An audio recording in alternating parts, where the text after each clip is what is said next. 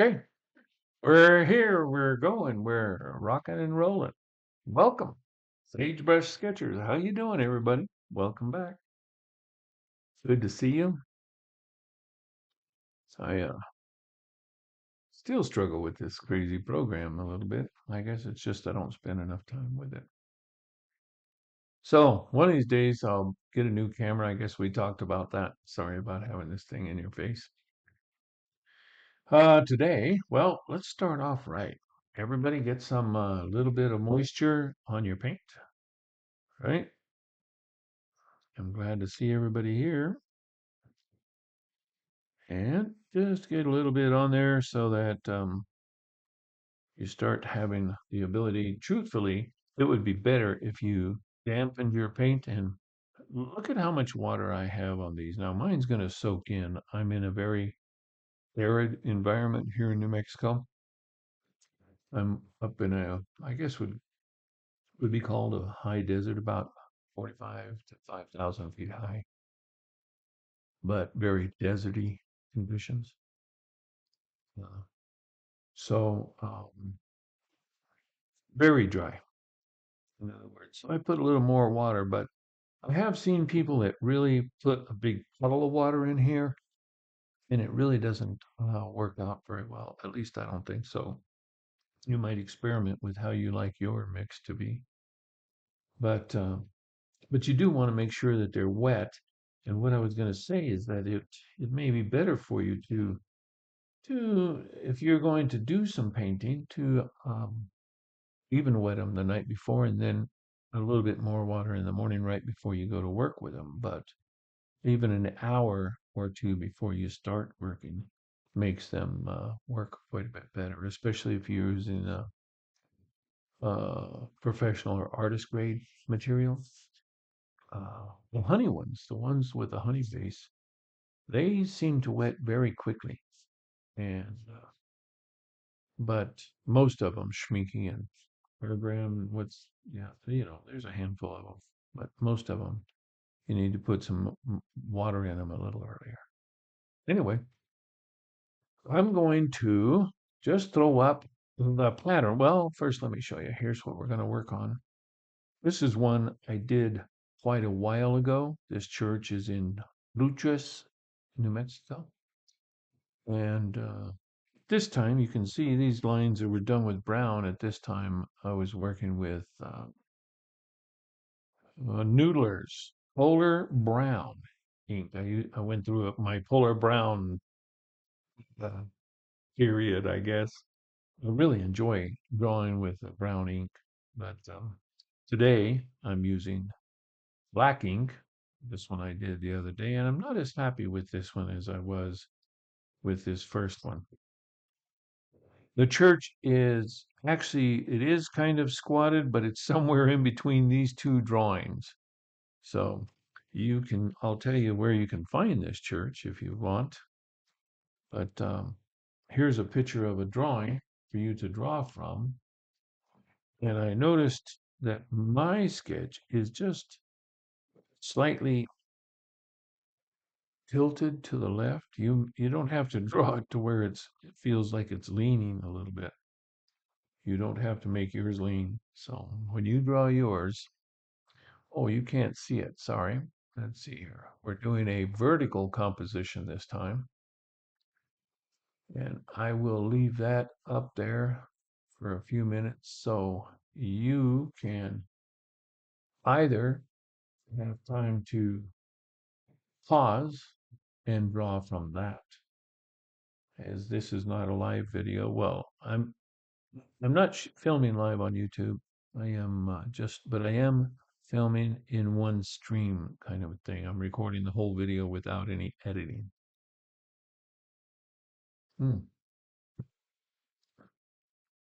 But that said, you can take a picture of the screen with your phone and use that as a reference to draw from, or you can just pause the video and have that to draw from. All right, everybody get that? Let's go ahead and and show you some of the paint. I think we're going to do this one with maybe just a little bit of sky. Let's try it with that. The church does have this shape to it if you're drawing. See how much longer this is the roof is on this side? It does stretch out that way, but if you're going to do that, you have to put this spire or tower pretty close to the edge here. You know, you have to keep it over there. Also, you can see, I have always thought that this part was wrong. See how this goes up and over here it just goes straight across? So I put it lower here. See, you can barely see that little where the fence goes back or the adobe wall goes back toward the church there. This one is a little too high, reaching up a little bit too much. And there are some buildings back here behind here, but I didn't paint them in and I didn't paint this. It's just another way of making something stand out. You don't necessarily have to. On this one, I put in a little bit of the walkway, the dirt. Okay, you can, or you can leave it out. Um, this is a cute little place if you ever get up to Truchas, New Mexico. And you can look up the church, and I'll give you that information here in just a few minutes. But let's see. I am going to go ahead and start painting and assume that you have paused the video and gotten your drawing going.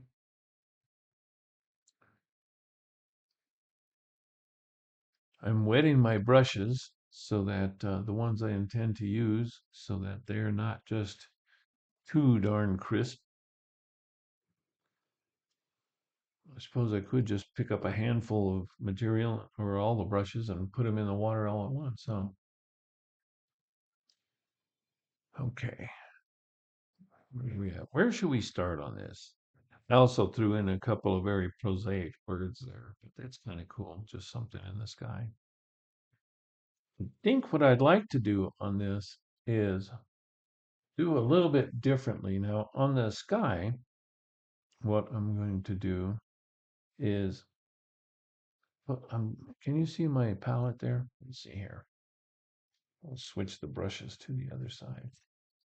And I have my little piece of Carhartt to dab the paint off and things like that, and dry the brush when I want it a little drier, or to clean it when I want it a little cleaner. I'm just making a little bit of sky color here. This is just ultramarine. I'm going to put in just a tad, a little teeny bit of burnt umber. You can use burnt sienna if you want to. I'm just trying to gray it down just a hair. That French ultra is a little much for me. And like I say, hopefully yours comes out a little straighter than I made mine. I think what I'm going to do is just put a little bit of sky in here. In my brush, I have very wet. The amount of water that you use is really important in watercolor. I'm just putting a little bit of material here so that I can do this. We're going to take this material and just kind of, I clean my brush in the water, dried it off just a little bit on my page there. I'm just going to make a vignette out of this piece. Oh, pardon me. We're just going to vignette this painting.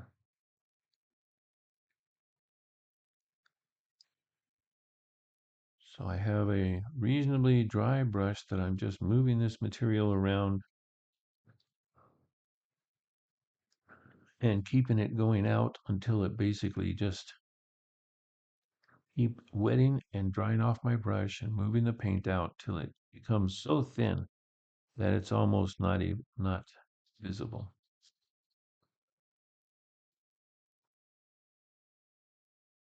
Okay. You can put a little teeny bit if you want, or you can go ahead and do the whole sky if you prefer. I just am experimenting. I really like the way this one looked with the sky, with no paint on the sky. And I did not like the way this one looked with the whole sky painted. So I'm kind of experimenting with things that I might like to do and taking you along for the journey. So I'm going to leave the sky just at that. I'm not going to put in a bunch of sky. This one I did use a little pencil here to draw this one and then inked it in so you could see it. Uh, Sometimes I do use pencil, but not often. It's nicer. I like the ones where you just draw with the fountain pen because it tends to make it just a little bit looser, make it look just a little more natural, a little more hand drawn. Hmm. Okay, everybody have their tea? You can see I should probably clean this cup. Well, it's kind of dark in there. I seldom clean out my teacups.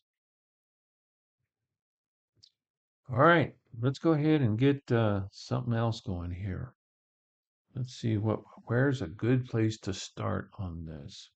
Tell you what, let's mix up some uh, some of the brown color that we're going to use for the building. And what I mostly don't like about this one is that you can see the difference. We're trying to put in some variations. We don't want it to just look like a flat color, okay? But I like the technique down here. So we're going to experiment with a little bit more of a technique than this one I did with a wash over the whole church. And then I came back later and put glazes over the top of it to try and build some character, some movement in the wall there. This one is more of something that we try not to do because these are very close to what's called blossoms, but they give the thing quite a bit of movement. So I'm going to experiment with a different one here. What I think I'm going to do is to just wet the whole wall. I'm going to do a wet into wet, right?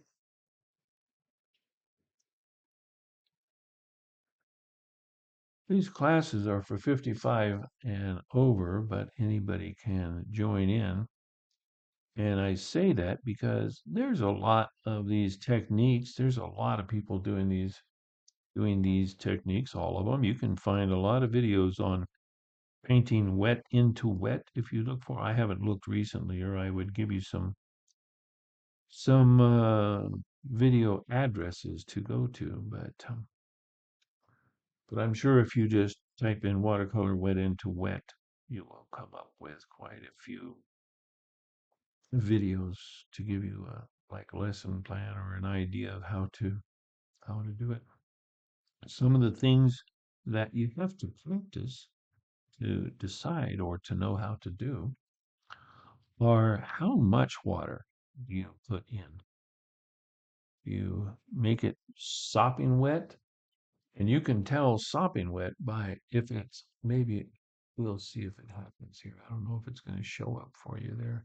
But when you're looking at it, I can see reflection of the light here glossy. That's really wet.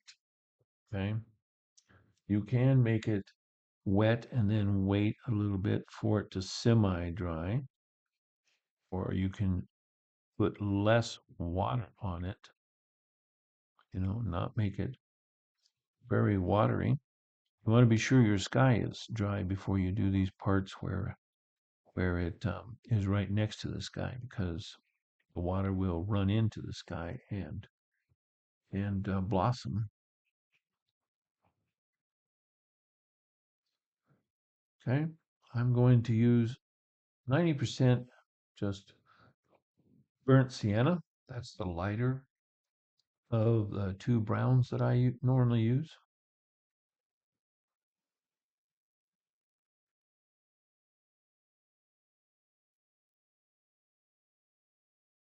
And I'm just going to start taking some of this color and let it migrate into the paint, into the wall, into that water.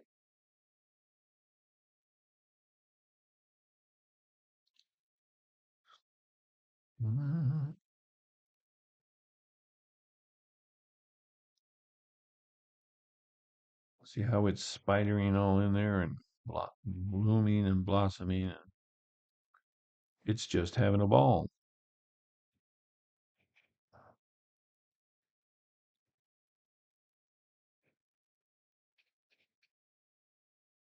Mhm. Now, one thing you can do while you're doing this,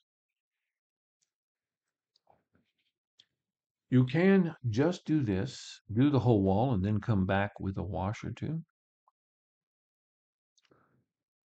But what I think I'm going to try here is I'm going to take a little of burnt umber, the darker of the browns, and just darken my material up a little bit so that we start to get some different values in the paint.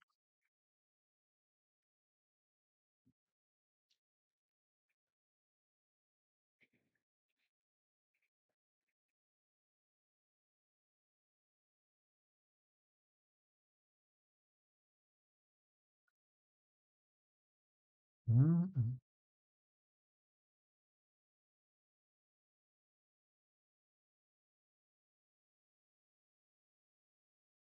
Hmm. We will see how this comes out. Now I'm going to add a little bit of yellow. This is cad yellow, cadmium yellow. And I am going to just go around here, put it in some little,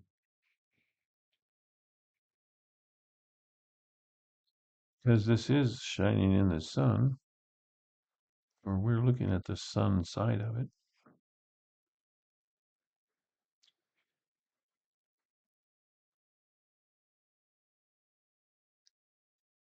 And we'll just let this dry and see what happens. See if this is a valuable technique or not.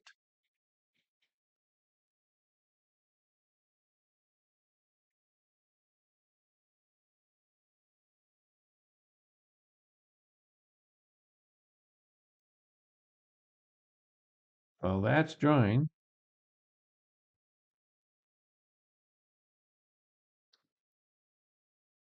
I'm going to go ahead and, let's see, what shall we do here? We can do the roots because this is probably getting dry enough. And the roofs are a very pale sky color, but one thing you can do that might differentiate is I'm putting in just a touch of teal. You can also gray the blue down. You can make it into a grayish color if you want, but you need to make it to differentiate it from the sky. So you can make it darker, or you can make it a different hue. You have to make it either a different hue or a different value so it doesn't just get lost when it backs up against that sky. You can see that I did both. Mine's slightly a different color than the sky color, and it certainly is darker than the sky color.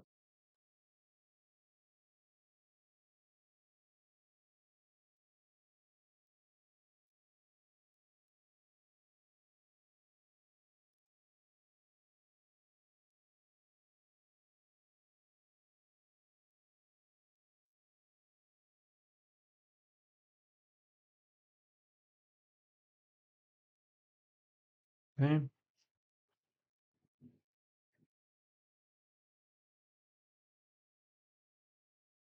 I want to take just a little bit more of this. And here close to the bottom, I'm putting in just a little bit more of the burnt umber, the darker one. And this isn't dry enough to do that yet. I want it to kind of blossom, just kind of from the,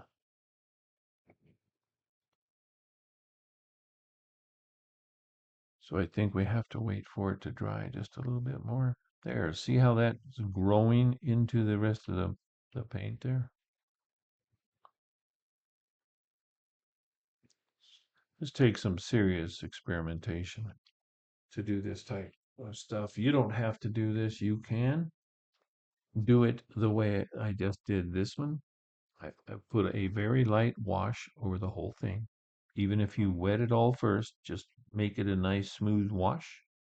Let it dry, and then come back and put some glazes over it, some different techniques over it. But just a few little things here. On the other two, I also left some white spots, which I'm not doing here.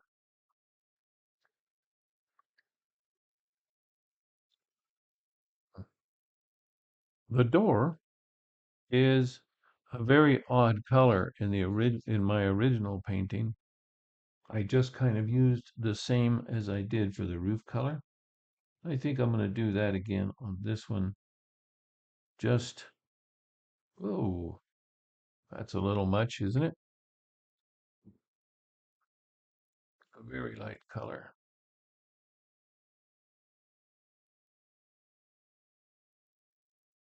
So, no, that's not really the right color. I don't like that one. I'm going to put a little more of that,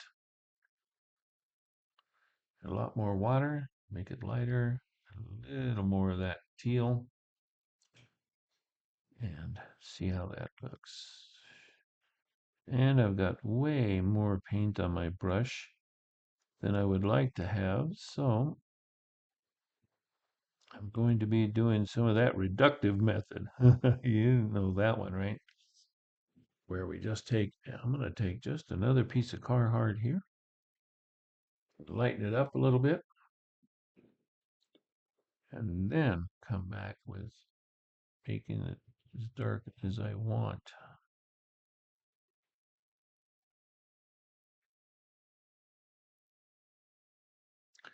I took the reference photo for this piece. I don't know how many years or how many computers ago, but it was quite some time ago.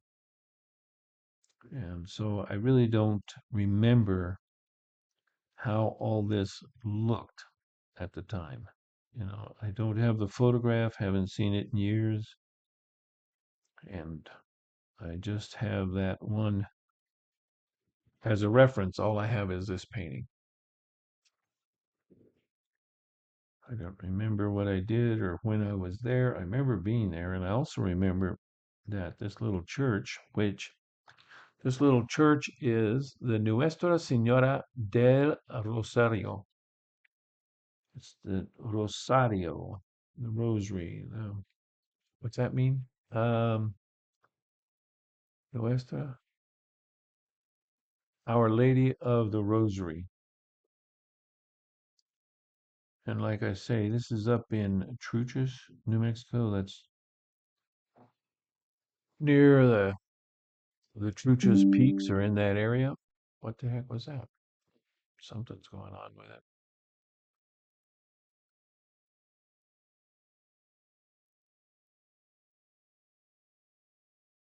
The church, I got some kind of conflicting information when I was researching it, and that is that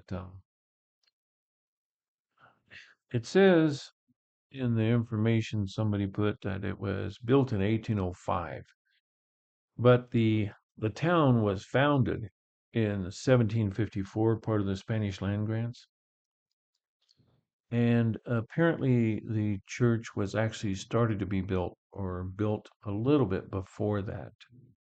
a little bit before the 1805. So anyway, either way, it's a 200-year-old church up there. I'm hoping that this dries up pretty quickly. I think I can work right here. Mine's starting to dry right there.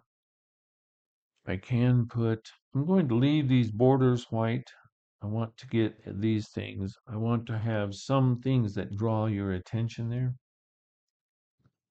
But unlike the original here, I think I am going to put some color in a few of these things. So maybe I will put a little color in here. I'm trying not to cover the whole thing because one, I don't want it to bleed, and two, it gives it a little interest if it has some white showing up in it. There are also, I'm just going to put this in. This is a curious thing. If you don't do a real painting, most the crosses that are on top of a church are uh, white, but to make them show up in a lot of paintings, and certainly in a lot of mine, they're black or brown because I used whatever ink pen I had to draw them in.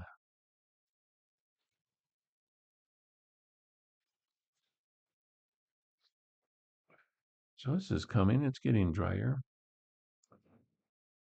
getting a little bit dried up.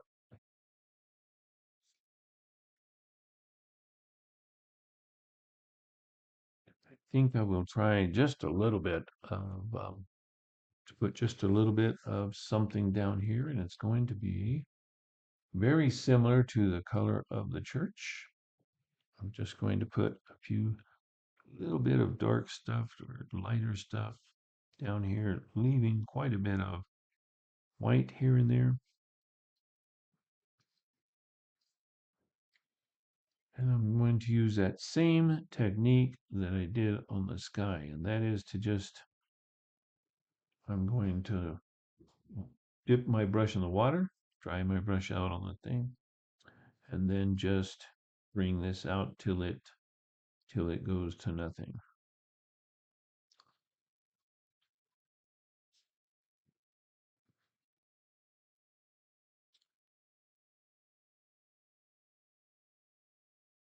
Well, that goes pretty quickly to do that. So I'm going to take a little bit more of this burnt sienna and just kind of keep dabbing every once in a while. Mine is still wet. See how it's bleeding into the rest of the material there? This is something you could experiment with and see if you can develop a technique that you like. Oh, these top ones are getting a little too dry. So I'm going to clean off my brush, dry it up a little bit, and just kind of maybe dry brush some of that material into the painting there.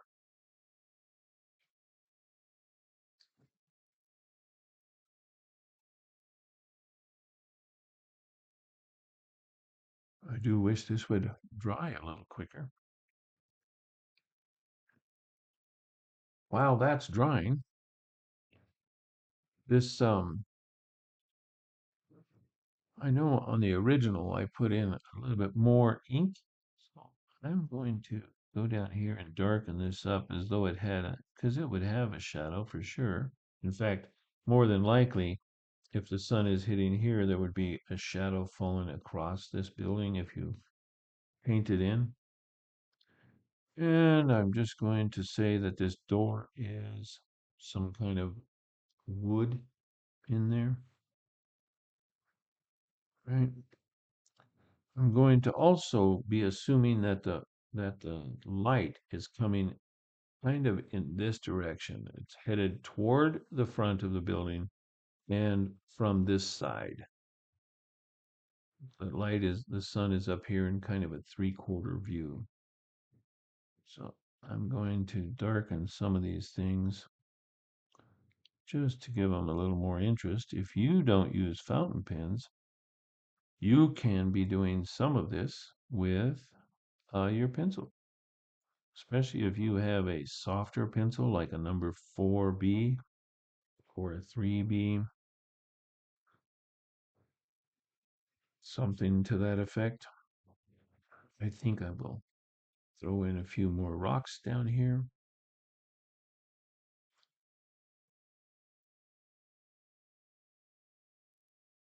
A little bit more, just a little bit more grass in here, because I am not going to paint this all in. I'm going to just leave it up to the mind.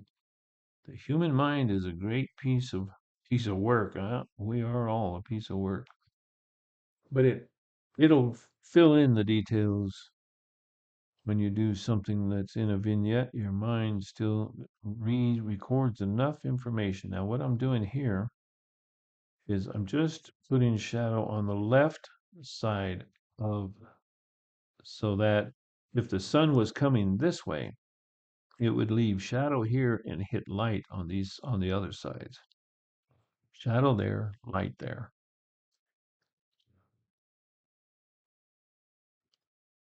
Do, do, do, do. Wonder if that's dry enough that I can put in some louvers. And on this one, and in reality, there is another hole here. This is a bell tower, but it's really very small, so I left it out. And also in reality, I think there's an angel or something here. I'm just going to put some squiggle marks in there. Okay, I'm going to put a little darker outline. If your wall is getting dry, you can do this.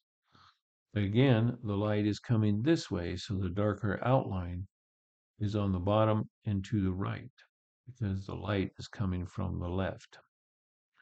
Maybe a little bit on the outside of this. This would only happen if these boards stuck out a little bit from the wall. See? I'm playing with those things while we let the main body of the church dry out.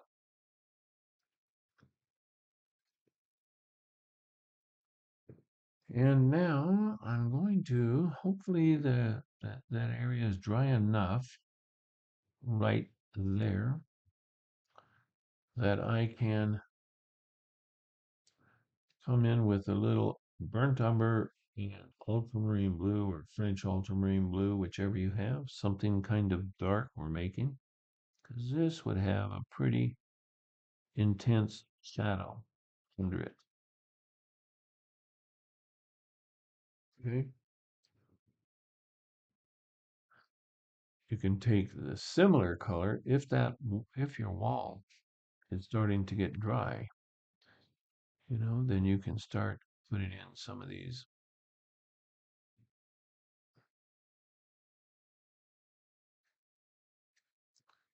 little pieces. I think this is a liner. What is this? Number two? No, it's not a liner. It's a round number two that I'm using. And I'm going to put a little bit straight across there. And a little bit right under this decorative feature. And a little right here. You could even do this separation. There's a piece there. I might make a little more of that color. And I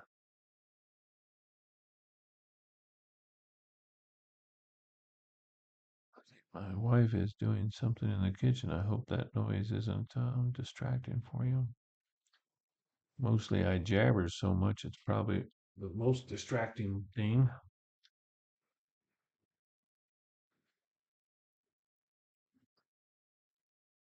Let's see here.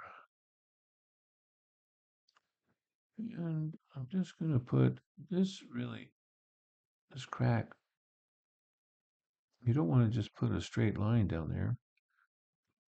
Mine's still slightly damp, so I'm getting some good technique there where it's blossoming.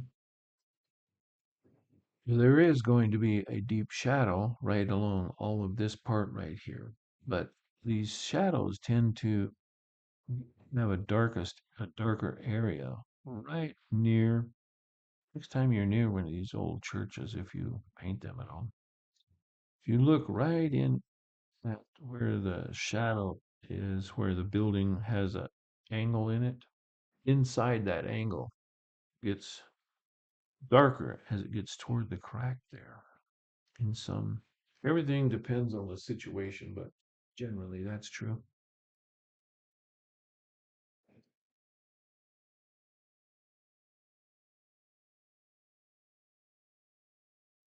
Give that just a moment to dry. While you work on it, let's see. This is Nuestra Senora del Rosario in Truchas, New Mexico, built in 1805. I'm checking out my notes here. Um, Translates to Our Lady of the Rosary. There is, you can, I think, it's all on YouTube. I haven't looked it up yet, or not on YouTube, but on the internet. Um, there's, it looks like New Mexico Profundo, Profundo, and I assume that's a word. I don't know the Spanish word, but I think it's for funding. They do give tours of some of the churches in northern New Mexico, and it's to raise money to keep the churches in good shape because some of these small churches, the amount of parishioners that they have is pretty small, and not enough people live in the area to keep the enough funds, I guess. This is a classic example of Spanish colonial mission style architecture built out of adobe. And I don't know, I've never been in this church. I know when I took the picture, I was just driving by and surprised that the church was there. Because if you go to churches, it's not really like there's one main road and the church is not directly on it. It's kind of behind another building. Yes. Yeah, founded in 1754, and Truchas is about 8,000 feet high. The peaks are much higher right there, the Truchas peaks.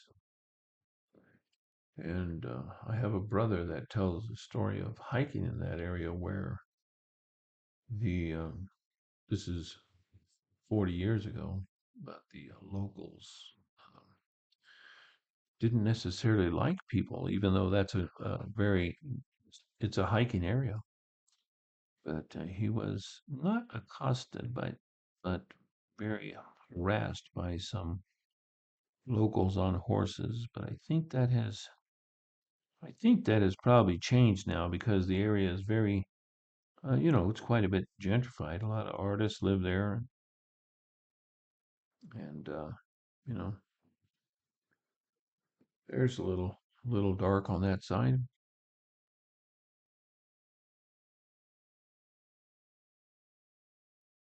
You can put a little bit of a shadow here, and it would be at an angle if the sun is at an angle.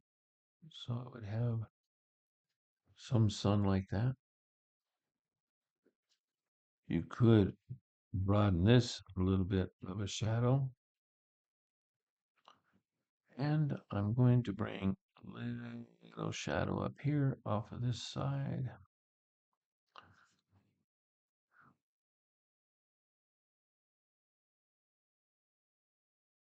Yep. This, if you want to put a shadow in here, you certainly don't have to.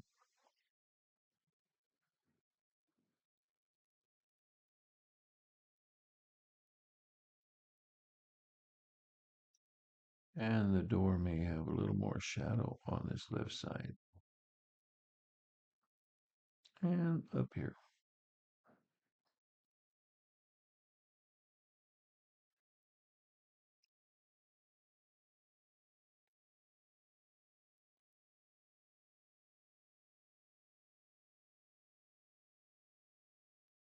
Now, personally, I think I could have gone a little darker with this technique,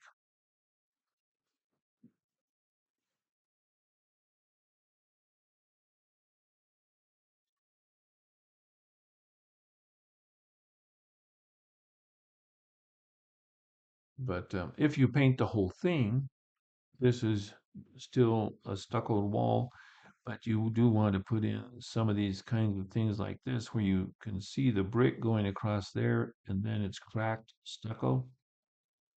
I don't know if it's still cracked stucco. Like I say, it's been years. I don't know. It has to be at least a decade, and it's probably more like 15 or 20 years since I took this photo, the reference photo for this, which, as I say, I don't know where it is. 3 or 4 computers ago. And maybe I built a file on churches at some time because I have probably 20 different churches in reference photos. But where it is, I couldn't find it in any reasonable amount of time. And oddly enough, this morning, while I was preparing to do this video, it took me a while to, first of all, figure out what town the church was in, because all I had was the video, the painting. And then that took me a long time. And I have a book that has some of the New Mexico churches in it, and I believe this church is in it, but I can't find the book. So there you go.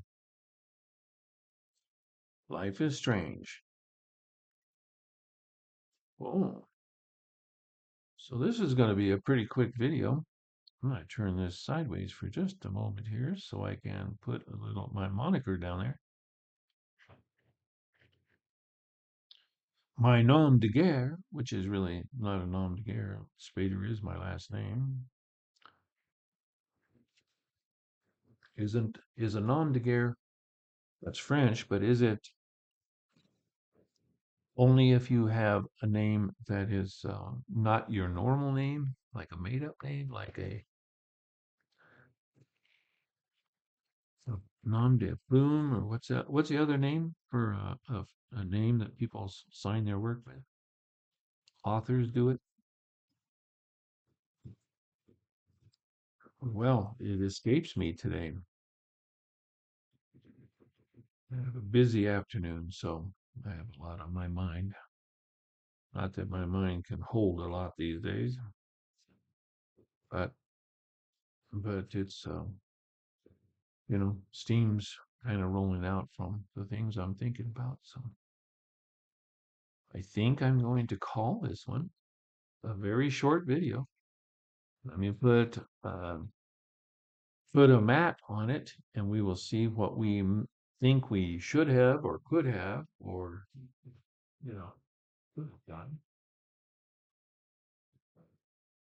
Doo-doo-doo. That makes kind of a cute little something for a decorative something or other.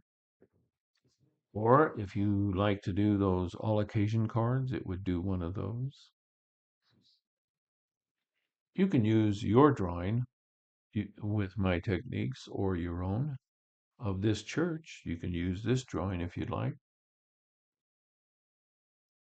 just not for publication. So if you want to draw it and sell it at you know, what do they have? What's those art, local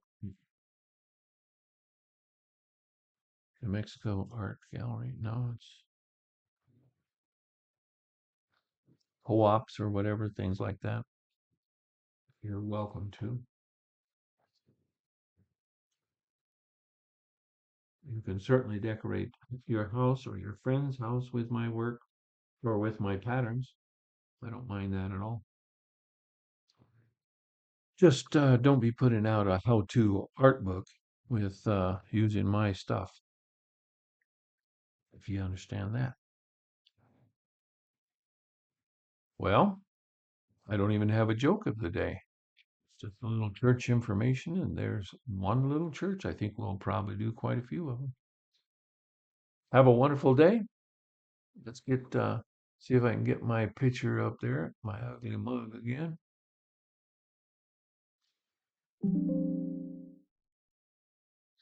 Have a oh, that's what it is. The battery is going to go dead in this computer. It's not plugged in. Have a wonderful day. Thanks for coming. Stay safe, stay happy, and keep stitching. Take care.